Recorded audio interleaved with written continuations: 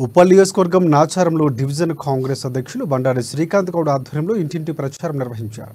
ఇంటింటికి తిరుగుతూ పార్లమెంట్ అభ్యర్థి పట్నం సునీతా మహేందర్ రెడ్డిని గెలిపించాలని కోరారు. డోర్ టు డోర్ కార్యక్రమంలో విశేష స్పందన లభించిందన్నారు. శ్రీకాంత్ గౌడ్ ఇక పట్నం సునీతా మహేందర్ రెడ్డి భారీ మెజార్టీతో గెలవబోతున్నారన్నారు. కాంగ్రెస్ పార్టీ కేంద్రంలో ప్రభుత్వాన్ని ఏర్పాటు చేయబోతుందని ధీమా వ్యక్తం చేశారు.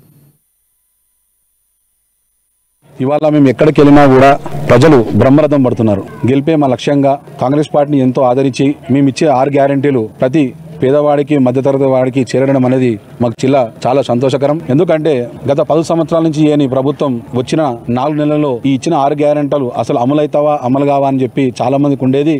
కానీ మా ముఖ్యమంత్రి మా రేవంత్ రెడ్డి అన్న గారు వచ్చిన 4 నెలలకే ప్రవేశపెట్టిన ఏవైతే 6 పథకాలు ఉన్నాయో అది ఫ్రీ బస్సే కావచ్చు, ఆరోగ్యశ్రీ కావచ్చు, 500కి సిలిండరే కావచ్చు, ఇవన్నీ అమలు పట్ల ప్రతి పేదవాడు మధ్యతరగతి వాడు ఎంతో సంతోషకరంగా ఉండు.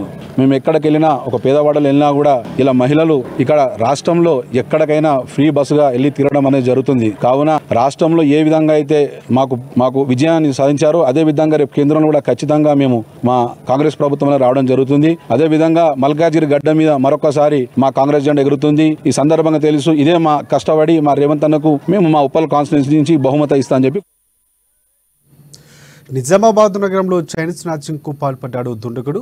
సుభాష్ నగర్ కాలనీలో నివాసం ఉంటున్న పుష్ప మనవరాలతో కలిసి స్థానిక రామాలయానికి వెళ్ళింది. దర్శనం చేసుకుని తిరిగి వెళ్లే క్రమంలో ఎదురుగా నడుచుకుంటూ వచ్చిన ఓ వ్యక్తి తరుణి మెడలో ఉన్న గోల్డ్ చైన్ లాక్కొని అక్కడి నుంచి పరారయ్యాడు. బాధితులు కేకలు వేయడంతో స్థానికులు దొంగను పట్టుకుని 3వ టౌన్ పోలీసులకు అప్పగించారు.